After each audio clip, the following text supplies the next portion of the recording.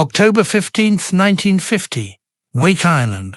The Pacific Ocean is a vast, indifferent blue, broken only by a coral atoll that serves as a refueling stop for the machinery of empire. The humidity is already rising, clinging to the uniforms of the Secret Service agents scanning the tarmac.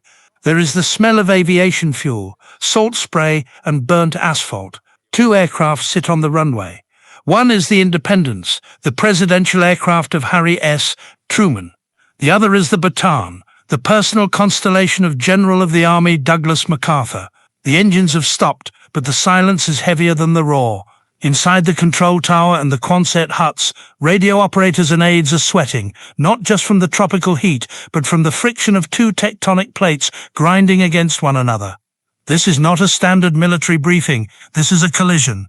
On one side you have the President of the United States, a failed haberdasher from Missouri, a man who wears his suits buttoned tight, who reads history books late at night in the Blair House, and who carries the crushing weight of the atomic bomb in his pocket. He is the commander-in-chief by constitutional law. On the other side you have the American Caesar. Douglas MacArthur doesn't just command troops, he rules an entire hemisphere. From his headquarters in the Daiichi building in Tokyo, he governs occupied Japan like a shogunate. He hasn't set foot in the continental United States in 13 years. He does not salute the office. He expects the office to bow to the legend. The door to the Bataan opens. MacArthur descends. He is not wearing the regulation service dress.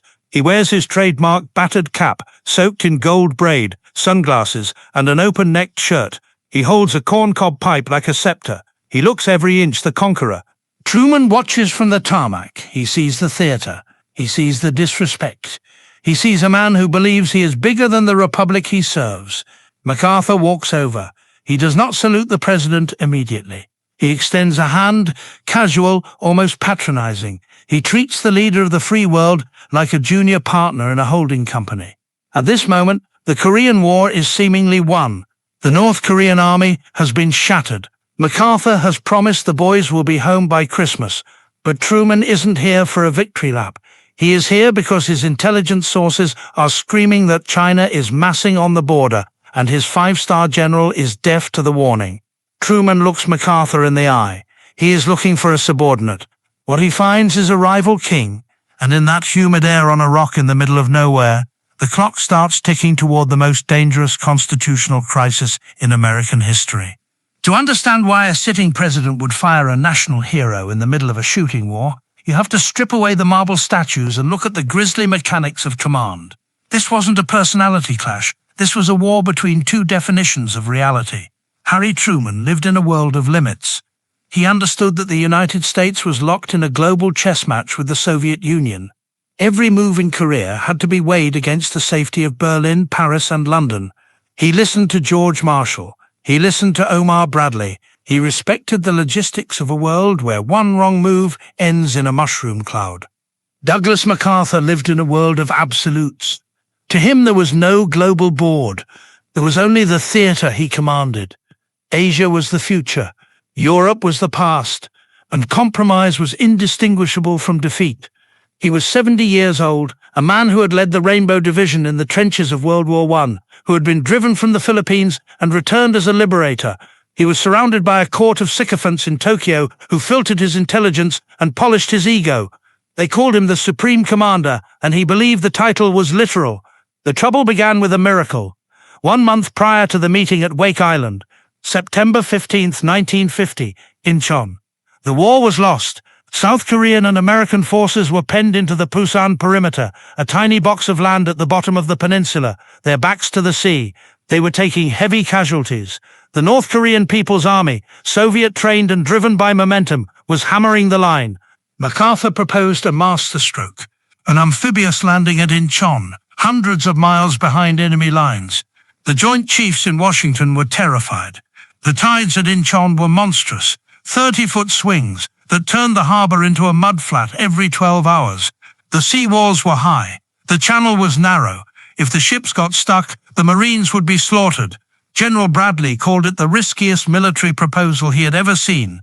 MacArthur didn't care. He sat in the briefing room, smoking his pipe, listening to the doubts, and then delivered a soliloquy that mesmerized the room. He argued that the very impossibility of the operation was its guarantee of success. The enemy would never expect it. He was right. The landing was a masterpiece of operational art. The Marines stormed the sea walls. The North Korean supply lines were severed. The enemy army collapsed. Within weeks, Seoul was retaken. It was the greatest victory of MacArthur's career, and it was the worst thing that could have happened to him. Inchon proved to MacArthur that he was infallible. It proved that Washington was full of timid clerks who didn't understand the soul of war. It proved that his intuition was superior to their intelligence. When he arrived at Wake Island to meet Truman, he was high on the drug of vindication. Truman asked the critical question at the meeting. He asked about the Chinese. Intelligence reports indicated that hundreds of thousands of Chinese troops were moving toward the Yalu River, the border between North Korea and China. Beijing had sent diplomatic warnings. If American troops crossed the 38th parallel and approached the border, China would intervene. Truman asked MacArthur, "What are the chances for Chinese or Soviet interference?" MacArthur didn't hesitate. He didn't check his notes. He leaned back. "Very little," he said. "Had they interfered in the first or second months, it would have been decisive. We are no longer fearful of their intervention. We no longer stand hat in hand. The Chinese have 300,000 men in Manchuria. Of these, probably not more than 125,000 are distributed along the Yalu River. Only 50-60,000 could be gotten across the Yalu River. They have no air force. Now that we have bases for our air force in Korea, if the Chinese tried to get down to Pyongyang, there would be the greatest slaughter." He paused, then delivered the fatal assessment. "The war is over. The boys will be home by Christmas." Truman wanted to believe him. The midterm elections were coming up. The American public was tired. The promise of victory was seductive. So the order was given. Proceed to the Yalu. Finish it. MacArthur returned to Tokyo. He ordered his forces to race north. He split his army, sending the 8th Army up the west coast and the X-Corps, commanded by his loyalist Ned Armand, up the rugged east coast. There was a massive gap between the two forces, a gap filled with unforgiving mountains and nothingness. He violated basic military doctrine. You do not divide your force in the face of a superior enemy. But MacArthur didn't believe there was an enemy. He believed he was conducting a mopping-up operation. He was walking into a trap that would break the back of the U.S. Army. November 1950. The temperature in the mountains of North Korea drops to 25 degrees below zero. The wind screams down from Siberia. It freezes the lubrication in the rifles. It freezes the plasma in the medics' bags. It turns the ground into iron. The U.S. Marines of the 1st Division are moving toward the Chosin Reservoir. They are uneasy. The locals are gone. The woods are too quiet. They are finding strange footprints in the snow canvas shoes, not leather boots. On the night of November 25th, the reality that MacArthur denied came crashing down the mountains. The Chinese attacked. Not 50,000 men, not 60,000. 300,000 Chinese soldiers poured across the border. They moved at night to avoid American air power. They used whistles and bugles to coordinate their assaults. They swarmed the American positions in human waves, indifferent to losses. The 8th Army on the west was shattered. The bug-out began. It was the longest retreat in American military history. Men threw away their rifles to run faster. Trucks were abandoned. In the east, at Chosin, the Marines were surrounded, outnumbered 10-1. Back in Tokyo, the silence was deafening. MacArthur, the man who had guaranteed victory, went into shock. For hours, he couldn't process the information. His staff tried to shield him, but the maps didn't lie. The red arrows of the Chinese advance were swallowing the blue lines of the UN forces. When he finally emerged from his paralysis, he didn't look for a solution. He looked for a scapegoat. He didn't blame his intelligence failure. He didn't blame his divided forces. He blamed Washington. He sent cables claiming that he was fighting under an enormous handicap. He claimed that because he wasn't allowed to bomb Chinese bases inside China, he was being forced to fight with one arm tied behind his back.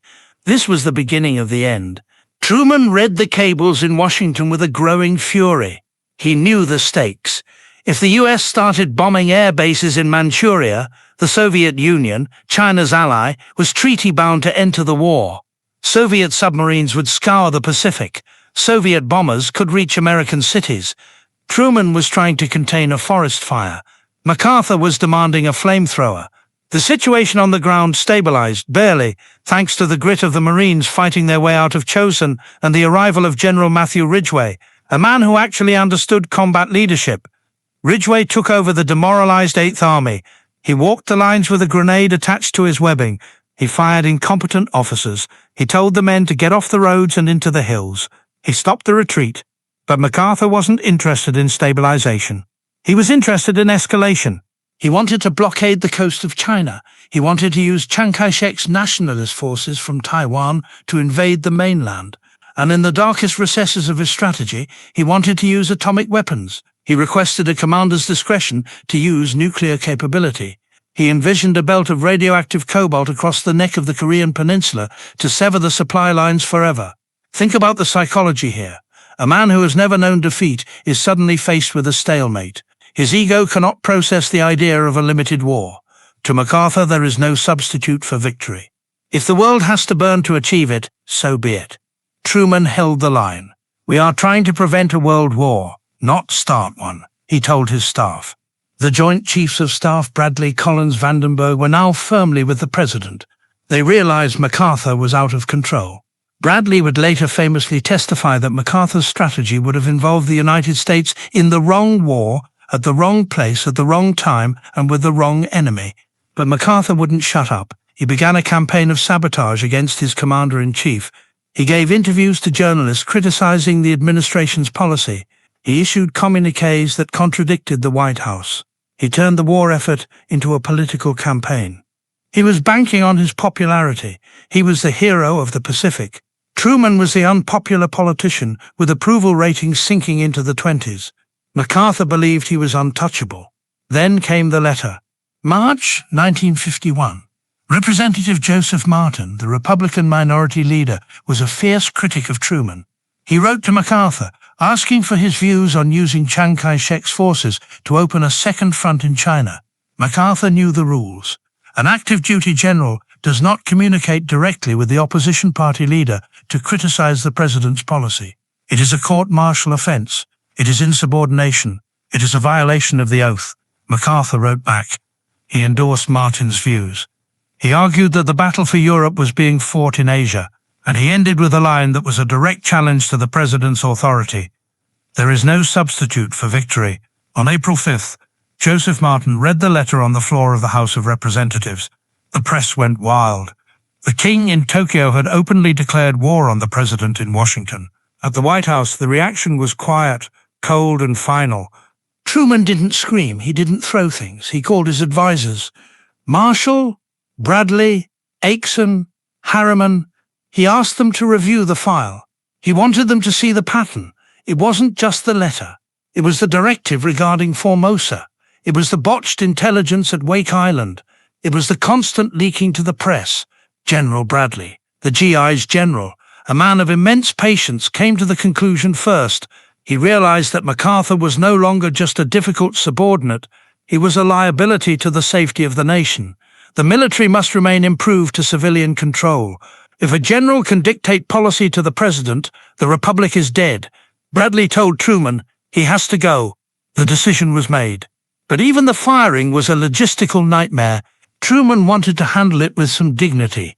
He planned to send Secretary of the Army Frank Pace, who was in Korea, to deliver the news personally to MacArthur at the U.S. Embassy in Tokyo.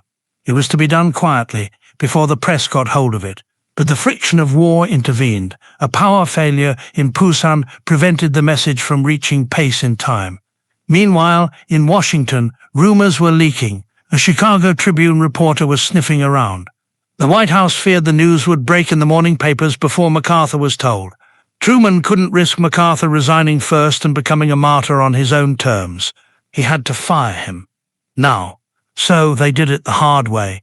A press release, April 11th, 1951, 1 a.m., Washington time. Press Secretary Joe Short handed out the mimeographed sheets to a stunned press corps.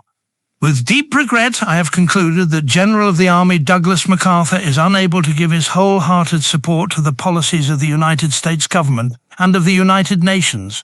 In Tokyo, it was early afternoon. MacArthur was at lunch with his wife Jean and his staff. He didn't get a call from the president. He didn't get a visit from the Secretary of the Army. One of his aides heard it on the radio, a commercial broadcast. The aide rushed into the dining room, tears in his eyes. He tapped the general on the shoulder. MacArthur took the news with a stone face. He didn't explode. He turned to his wife and said, "Jeannie, we're going home at last." But the silence in the room was terrible. The king had been beheaded by the haberdasher. The reaction in America was volcanic. Truman was burned in effigy. State legislatures passed resolutions condemning him. Flags were flown at half-mast. Truck drivers carried signs saying, "Impeach the red herring." MacArthur returned to the States to a hero's welcome that rivaled the end of World War II. Millions lined the streets of New York for a ticker-tape parade. He addressed a joint session of Congress. He delivered his famous "Old Soldiers Never Die" speech. There wasn't a dry eye in the House. For a moment, it looked like MacArthur would sweep Truman into the dustbin of history. But Truman waited. He knew something the crowds didn't. He knew the files. The Senate began hearings on the dismissal. At first, they were a victory lap for MacArthur. He pontificated.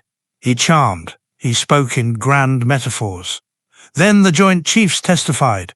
They didn't speak in metaphors. They spoke in facts. They laid out the logistics. They explained the atomic risk. They explained that MacArthur's strategy would have stripped Europe of its defenses, leaving it open to Soviet invasion.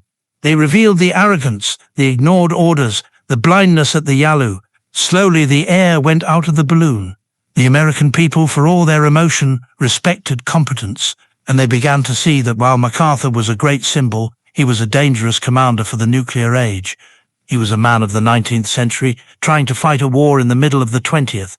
Truman never recovered his popularity while in office. He left the White House with the lowest approval ratings of any modern president. But he didn't care. He had done the one thing his job required. He had preserved the Constitution. He had proven that in the United States of America, the man in the uniform answers to the man in the suit. Even if the man in the suit is a failed haberdasher from Missouri, and the man in the uniform is a legend. Years later, Truman was asked about the decision. He didn't mince words. "I didn't fire him because he was a dumb man. I fired him because he wouldn't respect the authority of the president." The lesson of Wake Island, of the Yalu, and of the firing is simple. War is too important to be left to the generals, and reality eventually comes for everyone, even kings, especially kings.